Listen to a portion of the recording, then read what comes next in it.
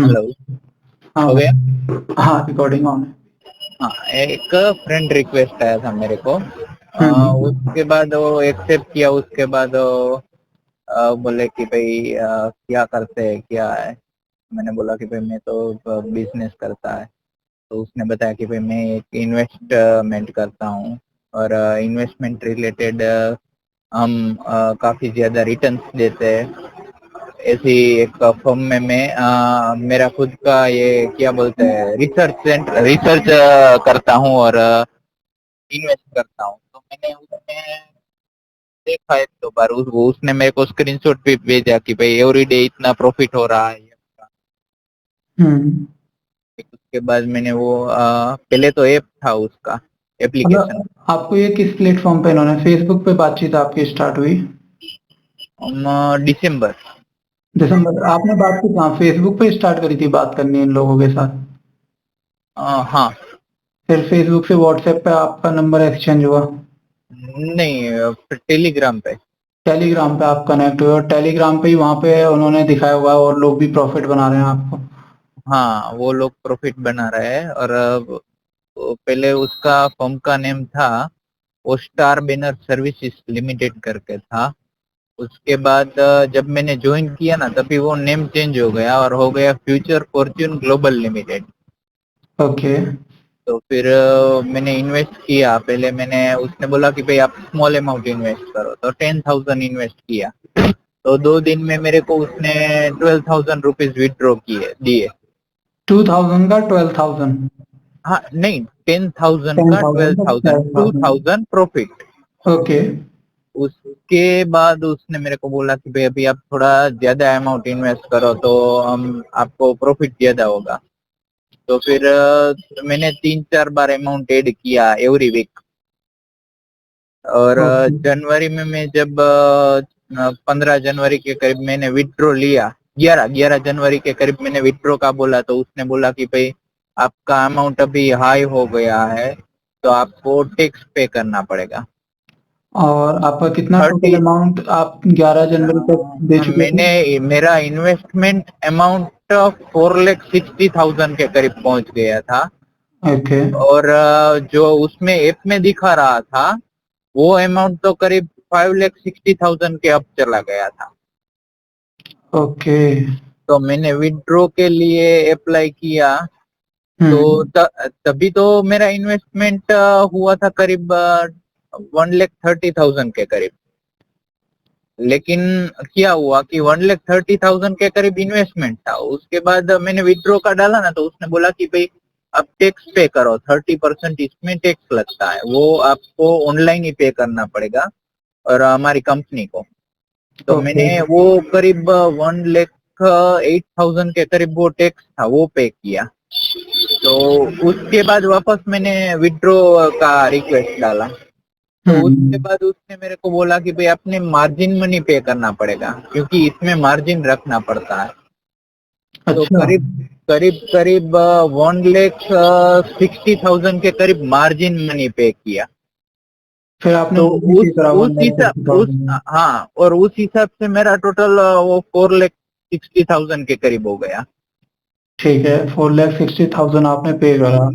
हाँ, उसके बाद उसने मेरे को मैंने वापस विथड्रॉ का रिक्वेस्ट डाला तो उसने मेरे को बताया कि भाई आपको ये डॉलर का रुपीज में कन्वर्ट करने का चार्ज पे करना पड़ेगा वो करीब 80,000 के करीब। मैंने बोला यार ये तो कुछ समझ नहीं आ रहा है। तो फिर मैंने एक हमारे रिलेटिव ही थे वो शेयर मार्केट में और ऐसे कुछ करते थे तो मैंने उसको बोला कि हम्म। भाई ऐसा मेरे साथ हुआ है। तो उसने वो तुरंत मेरे को बताया कि भाई ऐसा कुछ है नहीं, ये वन टाइप ऑफ स्कैम ही है, अभी के अभी आप कंप्लेन रेज करो। तो मैंने ऑनलाइन ही ये one nine cyber three zero portal पे? हाँ, तो मैंने ऑनलाइन ही 1930 पे उसी दिन कंप्लेन किया। ओके। तो जो 1,60,000 रुपीज थे वो तो 24 आवर में ही मेरे को रिकवर हो गए। वन मतलब कि साइबर साइबर क्राइम ने 1,60,000 रुपीज फ्रीज कर लिए हाँ, जहाँ वो कहीं भी गए थे। होल्ड पे कर दिया उन्होंने अमाउंट? हाँ, लेकिन उसके पहले का जो 15 दिन पहले का जो भी ट्रांसफर किया था हम्म। उसमें से मेरे को एक भी रुपए फ्रीज नहीं कर पाई साइबर क्राइम। दूसरा, कि जब साइबर कंप्लेन मैंने 1930 पे किया था, उसके बाद उसका मैसेज आया था कि भाई आप नजदीकी पुलिस स्टेशन में जाके आप एफआईआर लिखवाए। हम्म। तो मैं तो पुलिस स्टेशन गया था, लेकिन एफआईआर वालों ने ऐसा मेरे को बताया कि भाई हम किसके अगेंस्ट एफआईआर लिखे, क्या आपके पास क्या प्रूफ है सामने वाला का कि भाई इसके अगेंस्ट हम एफआईआर लिखे। ये तो 1930 पे कंप्लेन किया मतलब कि एफआईआर भी आ गया, अभी कुछ करने का जरूरत आपको नहीं है, ऐसा उसने मेरे को बता के वो उधर क्लोज कर दिया। अच्छा। लेकिन जब मैंने एक दो बार चेक भी किया तो साइबर क्राइम वालों ने जो भी फ्रीज किया था उसका मैं कोर्ट ऑर्डर भी ले आए वन लेख तो सिक्सटी आप फाइव कोर्ट ऑर्डर अपने आप लाए या आपसे पुलिस वालों ने मांगा? नहीं, वो कोर्ट ऑर्डर तो क्या होता है कि भाई मेरे रिलेटिव ही वकील एडवोकेट है, तो उसने हम्म। बोला कि भाई ये ऐसे स्कैम होता है ना, तो फिर साइबर क्राइम जो भी फ्रीज करती है उसका अपने को कोर्ट ऑर्डर निकाल के बैंक में और साइबर क्राइम वालों को देना होता है। उसके बाद साइबर क्राइम वाले उधर कोर्ट में आके बताते हैं कि भाई ये रुपीज यही भाई साहब के, बैंक इसको रिटर्न करते हैं। ओके। तो मैंने तो वो सब भी प्रोसीजर फुलफिल मतलब कर लिया। आपने, मैं बस ये क्वेश्चन है कि आपने क्या करा कि पुलिस आपको बोलती है उससे पहले ही आपने अपने दोस्त की मदद से कोर्ट ऑर्डर खुद ही बनवा लिया है ना? हाँ कि नहीं, मतलब कि जो कंप्लेन रेज हुआ था उसका 30 डेज का टाइम होता है कि ओके। 30 डेज के बाद वो कंप्लेन का जो भी अमाउंट आना होता है वो आ चुका होता है। फ्रीज जितना कर पाती है वो हो चुका होता है, उसके बाद कोई फ्रीज का चांस रहता नहीं है। ओके। तो फिर मैंने तो वो 30 डेज नहीं 40 डेज के बाद मैंने वो किया कि भाई अभी तो आना था वो आ चुका है, फ्रीज हो चुका है, अभी बेटर वे यही है कि जितना आया है उतना तो बैंक में ले ले। कोर्ट ऑर्डर की एक कॉपी आपने बैंक में दे दी, एक थाने के अंदर खुद ही जमा कर दिया आपने जाके?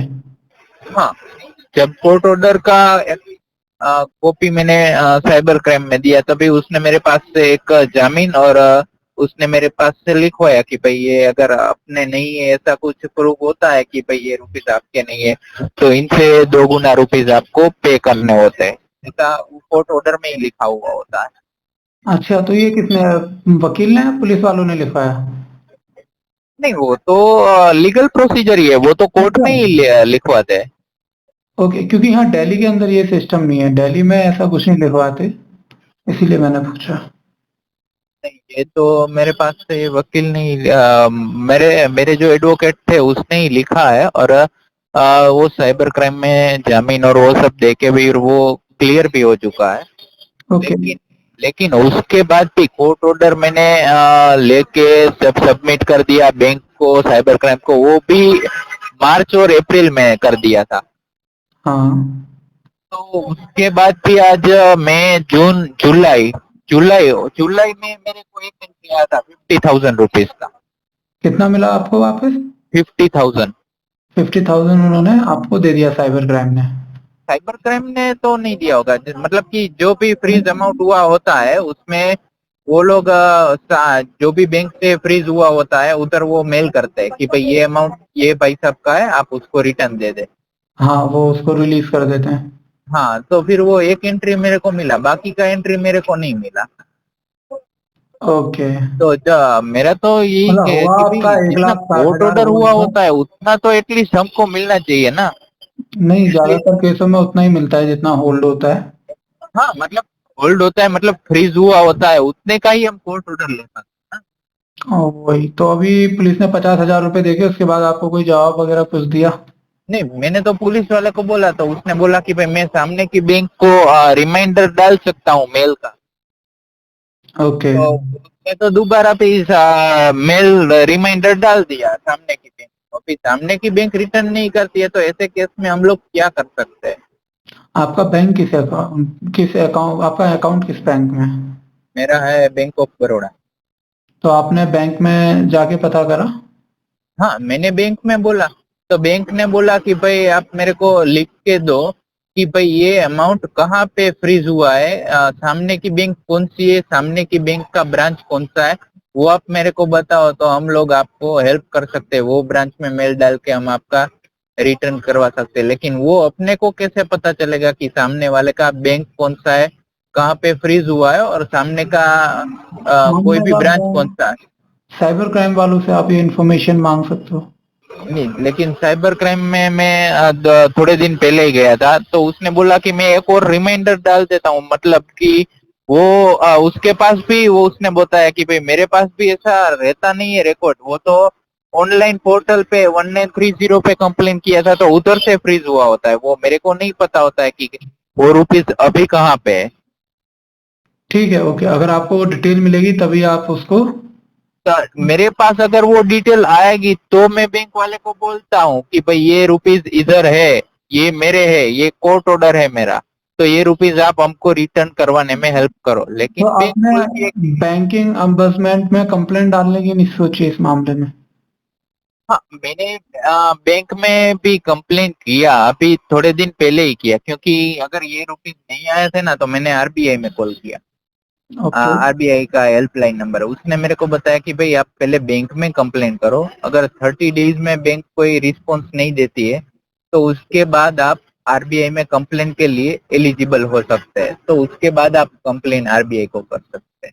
तो तो वेट मैंने करिए। मैंने अभी बैंक में कंप्लेन किया, हम्म। तो बैंक वाला मेरे से बोल रहा है कि भाई कहाँ पे रुपीस फ्रीज हुए हैं, वो मेरे को वो ब्रांच का कोड और वो मेरे को अकाउंट नंबर चाहिए, तो वो मेरे पास कैसे होगा। फ्रीज किया है साइबर वालों ने, तो वो साइबर वालों के पास होगा ना कि भाई कौन सा ब्रांच है, कहाँ पर रुपीज है, ये कोर्ट ऑर्डर में लिखा होता हुआ होता है, वही अकाउंट में रुपीज होते हैं क्या। तो बात तो सही है, लेकिन अभी फिर तो आप इसमें बीच में फंस रहे हो ना, क्योंकि ये जानकारी तो आपको कहाँ से मिलेगी? या तो बैंक दे सकता है या पुलिस वाले दे सकते हैं। हाँ, दोनों में से एक भी मेरे को जानकारी नहीं दे रहा है, और दूसरा कि जो 50,000 रुपीज मेरे बैंक अकाउंट पे आए थे हम्म। वो मैंने विड्रॉ के लिए किया, विड्रॉ करने गया तो उसमें भी मेरा बैंक अकाउंट में 6,000 रुपीज का लाइन मार्क लगा है, तो वो कैसे पॉसिबल है।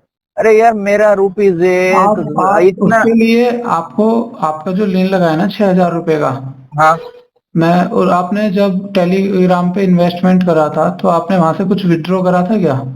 हाँ, वो तो बताया ना मैंने, कहा कि एक बार मेरे को 12,000 रुपीज का विड्रॉ दिया था तो उसने। उसमें से ही ना, जिस अकाउंट से आपके पास पैसा आए होंगे ना, वो कोई विक्टिम रहा होगा जिसने एफआईआर कराई होगी बाद में, उसकी वजह से आपके अकाउंट पे लीन मार्क लगा दिया। मतलब कि अपना तो कुछ आपके हाथ में अगेंस्ट, आने का मतलब ही नहीं है। आपके बैंक अकाउंट के अगेंस्ट साइबर क्राइम में कंप्लेंट फाइल हुई होगी, इसका मतलब ये है। तो आप मतलब अपने कि अब मैनेजर से जाओ, मैनेजर से जाके आपको डिटेल मिल जाएगी, एक कॉपी कि किसने आपके अगेंस्ट ये कंप्लेंट करी है। ओके। उस कॉपी पे आपको थाने का नंबर मिल जाएगा, उनके साथ आप ये डिटेल अपनी सब शेयर कर देना, आपको ओके। वो लीन मार्क हट जाएगा। ओके। ठीक है। लेकिन ये जो कंपनी थी, जिस कंपनी से ये विक्टिम स्कैम हुआ था, वो हम्म। कंपनी अभी काफी टॉप ट्रेंड में चल रही है। वो कंपनी का अभी 6 महीने में करीब मेरे को काफी लोगों ने बताया कि भाई मेरे साथ भी यही कंपनी का फ्रॉड हुआ है। तो ये पूरी कन्वर्सेशन सुन के आप लोग यकीनन एक बात समझ चुके हो कि अगर आपका पैसा साइबर क्राइम में चला गया है, सॉरी साइबर स्कैम में चला गया है, तो उसको वापस पाने का एकमात्र जरिया है कि जल्दी से जल्दी आप इसकी रिपोर्ट फाइल करें। और रिपोर्ट जितनी डिटेल में फाइल करोगे आप, आपका केस उतना ही ज़्यादा इजी होगा इन्वेस्टिगेशन ऑफिसर के लिए समझना।